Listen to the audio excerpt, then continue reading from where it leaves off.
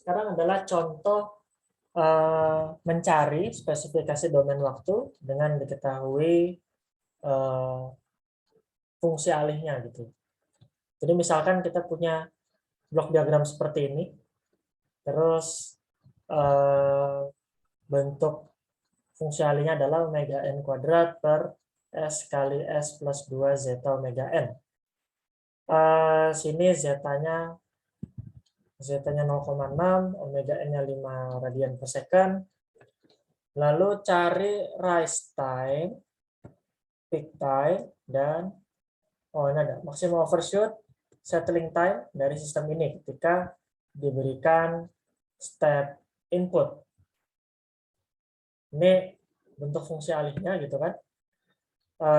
Ini gampang, tinggal S kuadrat tambah 2 zeta omega n S gitu kan. Tambah omega n kuadratnya nggak ada. Cuman apa namanya? Kalau bentuk standarnya nggak berubah gitu, tapi di sistem kita ini omega n kuadratnya nggak ada. Zeta-nya kita tahu, omega n-nya kita tahu. Jadi kita bisa cari omega d-nya, di sini adalah 4 radian, pi-nya berarti 0,6, terus 0,6 kali 5 ya, jadi 3 radian. Rise time-nya itu kan 1 per omega d kali tan inverse minus omega d per pi. Dapatlah rise time-nya 0,554. Jadi omega pakai omega d-nya ini ya, 4 radian. Terus untuk peak time-nya itu adalah pi per omega d. Jadi tinggal pi per omega d-nya apa? 4. Jadi 0,785. Terus mencari maksimum overshoot. Pertama, seharusnya nyari peak time-nya. Peak time-nya udah dapat 0,785. Itu dimasukkan ke sini, YTP-nya ya. Dapat YTP-nya adalah 1,00948, lalu dikurangi 1, dapat hasilnya 0,0948. Nah, ini persentasenya tinggal dibandingkan dengan 1. Kita bagi 1 kali 100%, dapatlah 9,48%. Lalu settling time-nya, pilih, mau settling time 2%, berarti 4 kali tau. Tau-nya 1 per zeta omega n. Kalau misalkan kita punya sistem adalah settling time-nya 5%, kita tinggal kalikan 3. Jadi ini kelihatan ya, untuk mencapai 5% itu lebih awal daripada 2%. Bisa dicek Y infinity, berarti udah steady state ya. Steady state. Jadi ini simulasi MATLAB, nanti di kelas asinkronus bisa kita peragakan. Ini TR-nya 0,554. Jadi rise time-nya sebelah sini. Terus ketika peak time-nya itu di sini 0,785. Terus overshoot-nya itu ini adalah 9,48%. Kemudian settling time-nya. Settling time-nya itu ada di 1,33. 1,33 itu berarti di sini ya. Ini yang 2%. Kalau 5% tadi di 1 detik ya. Jadi 5% itu di sini. Ini kita lihat di MATLAB itu bisa. Contoh kedua sekarang kita punya sistem harus kita tentukan nilai gain-nya gitu. Ini fungsi alih awalnya, terus kita berikan di sini gain. Kalau gain-nya proporsional sini berarti adalah proportional controller gitu kan, nggak ada S atau apa atau per S gitu kan.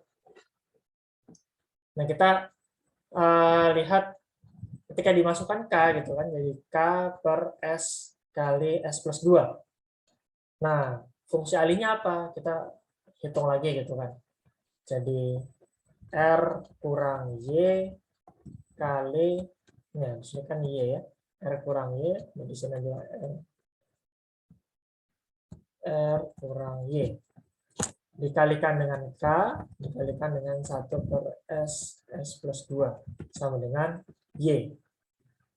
Sehingga R-nya sama dengan R kali K kali 1 per S plus 2, sama dengan Y dalam kurung 1 tambah K 1 per S plus 2. Ini bisa kita selesaikan. Jadi K per 1 per S plus 2 sama dengan Y. Satunya itu menjadi S kali S plus 2 tambah K per S plus 2. Sini kelihatan ya, tinggal dicoret, sini coret, sini coret, sehingga Y per R sama dengan K per S plus 2 plus K. Jadilah bentuknya seperti ini. Jadi S kuadrat plus 2S plus K. 2 zeta omega N sama dengan 2. Itu yang ini. Jadi omega N kuadratnya itu juga adalah K. Sini dapat omega N kuadratnya K.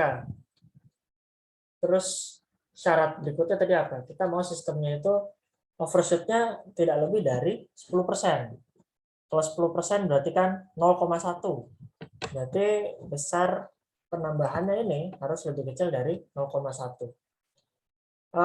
Eksponensialnya supaya lebih kecil dari 0,1, maka zeta-nya di sini ya. Zeta-nya itu harus 0,592. Omega N-nya jadi 1 per zeta. 1 per zeta ini dari ini ya. Karena kan 2 zeta omega N sama dengan 2. Berarti omega N sama dengan tinggal 1 per zeta. Maka K-nya ada kan omega N kuadrat ya. Jadi omega N kuadratnya berarti tidak boleh lebih besar, jadi harus lebih kecil atau sama dengan 1,689 kuadrat atau 2,853. Jadi syaratnya adalah besar K-nya ini tidak boleh lebih besar dari 2,853. Nah, ini bisa kita cek kalau di MATLAB kita sistemnya kita berikan K sama dengan 2, K sama dengan 2,8, dan K sama dengan 3. Jadi ini batasnya ya, 10%-nya itu di sini. Ketika diberikan 2, itu yang warna biru ini, dia overshoot-nya di sini, nggak nyampe sama sekali. Diberikan 2,8, dia dikit lagi, nyampe ke 10%.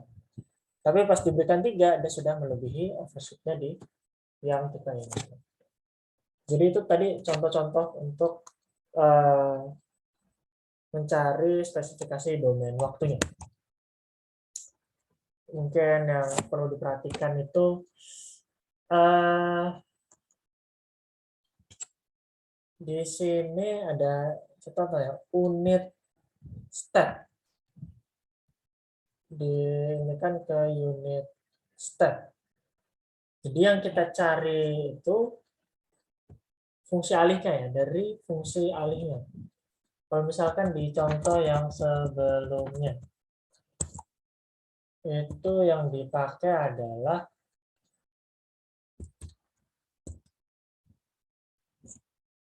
kita nyari ini kan kita memang pakai fungsi yang sudah selesainya gitu ya. Cuman zeta, omega n, dan teman-temannya ini itu kan asalnya dari fungsi alihnya gitu ya. Dari fungsi alihnya.